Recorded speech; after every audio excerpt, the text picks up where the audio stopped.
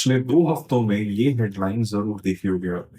सरकार ने PF contribution 1800 तक कैप कर दिया है और अगर आपकी बेसिक सैलरी 15,000 से ज़्यादा है, तो तुरंत दिमाग में एक ही सवाल आया होगा, रुको, मेरा रिटायरमेंट फंड कम हो जाएगा क्या? ये हेडलाइन इतनी फैल गई है कि खुद बिज़नेस टुडे जैसी बड़ी पब्लिकेशंस को अपना ही आर्टिकल पब्लिश करके इसे करेक्ट करना पड़ा।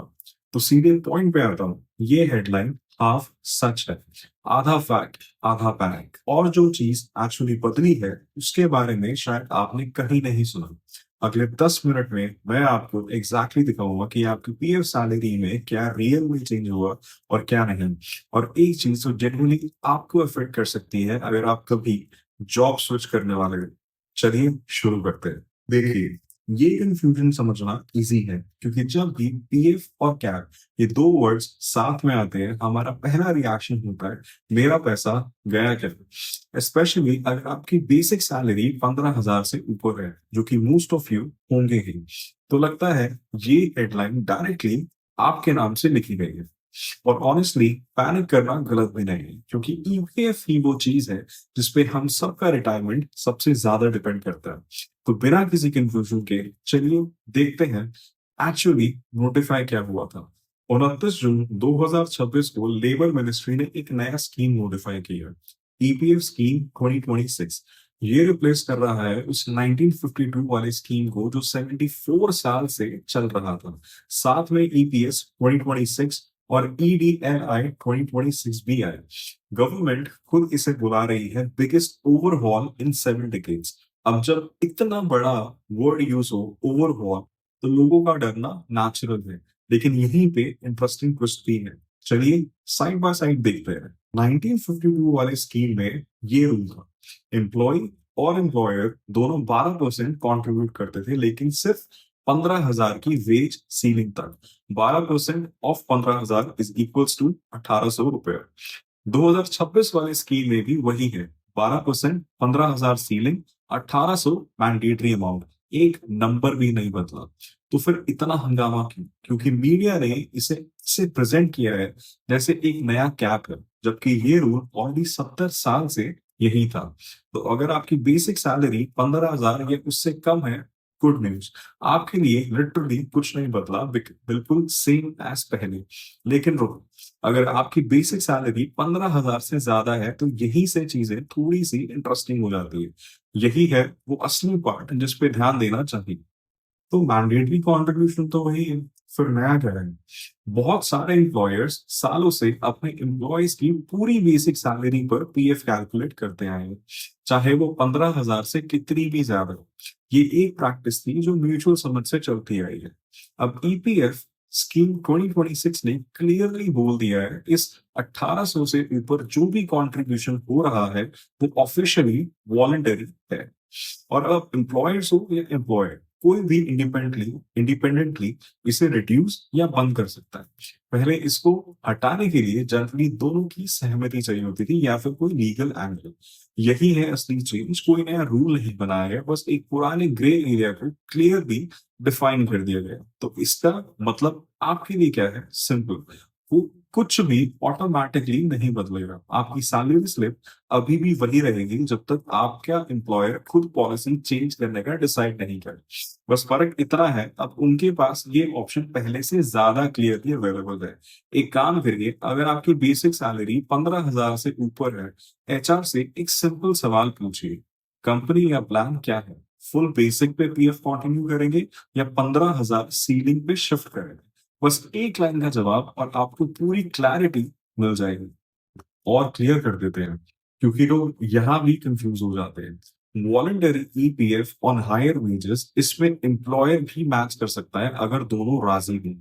वीपीएफ सिर्फ आपका अपना एक्स्ट्रा कंट्रीब्यूशन है, एम्प्लॉयर उसमें कुछ नहीं डालता। दो अलग चीजें। अगर आप रिटायरमेंट प्लानिंग कर रहे हो, ये डिफरेंस समझना काम का है। अब तक जो हमने देखा वो सैलरी वाला एंगल है जो ऑलरेडी सबसे ज्यादा क्रिएटर्स कवर कर रहे हैं। लेकिन एक चीज है जिसके बारे में ऑलमोस्ट कोई बात नहीं कर रहा, और मेरे हिसाब से यही सबसे इंपॉर्टेंट पॉइंट है। पहले दिन ये था, जॉब छोड़ने के सिर्फ 2 महीने बाद अगर आप कोई नया ईपीएफ कवर जॉब ज्वाइन नहीं करते, तो अपना ईपीएस मतलब अपना पेंशन विड्रॉ कर सकते थे। लेकिन अब ईपीएफ स्कीम 2026 के अंडर ये वेट 36 महीने यानी कि पूरे 3 साल तक हो गया है।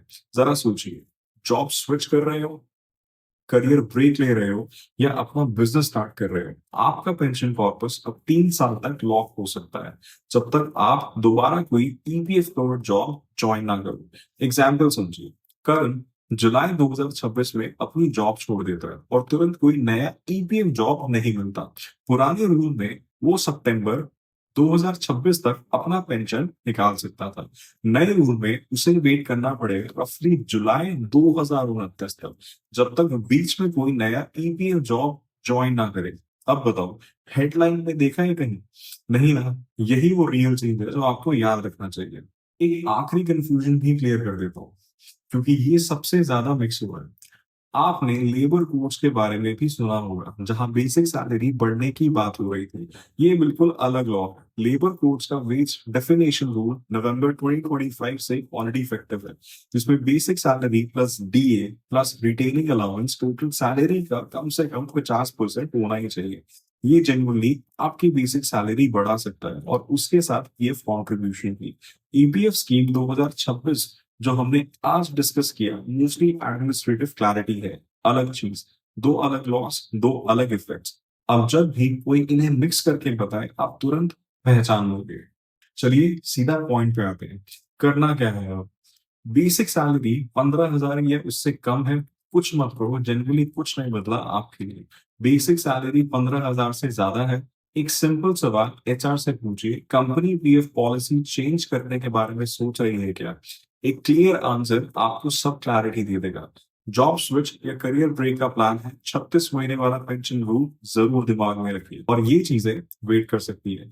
ईपीएफओ के डिजिटल फीचर जैसे यूपीआई विड्रॉल, व्हाट्सएप सर्विसेज अभी रोल आउट हो रहे हैं, कोई अर्जेंसी नहीं है। एक चीज अवॉइड करिए, सिर्फ हेडलाइन से डर कर अपना पीएफ कंट्रीब्यूशन कम मत करिए। वॉलंटरी कंट्रीब्यूशन वापस लेना आसान है, लेकिन उसका मतलब है कंपाउंडिंग का फायदा छोड़ना। लॉन्ग टर्म में ये बड़ा फर्क डालता है। तो वापस उस हेडलाइन पे आते हैं जो हमने शुरू में देखी थी, पीएफ कैप्ड एट 1800। वर्ड सही थे लेकिन इंप्रेशन गलत था। ये रूल 1952 से चला आ रहा है, कोई नया कैप नहीं है। और जो चीजें जनरली नहीं है और जो आपको याद रखनी है वो ये है, अब एम्प्लॉयर और एम्प्लॉय दोनों को क्लियरली पता है कि 1800 से ऊपर का जो भी है वो वॉलंटरी है। और अगर आप जॉब स्विच कर रहे हो, आपका पेंशन अब 2 महीने नहीं पूरे 3 साल के लिए लॉक हो सकता है। बस यही एक फैक्ट याद रख लीजिए इस वीडियो से। फेक थ्रेड्स पे पैनिक मत कीजिए, रियल चीज पर ध्यान दीजिए।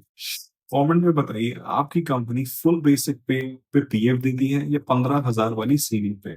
ऐसे ही फाइनेंशियल क्लैरिटी के लिए जहां हम हेडलाइंस को सिंप्लीफाई करते हैं, पैनिक नहीं फैलाते, सब्सक्राइब कर दीजिए। मिलते हैं अगले वीडियो में, तब तक सेफ रहो और सोच समझ के खर्च करो।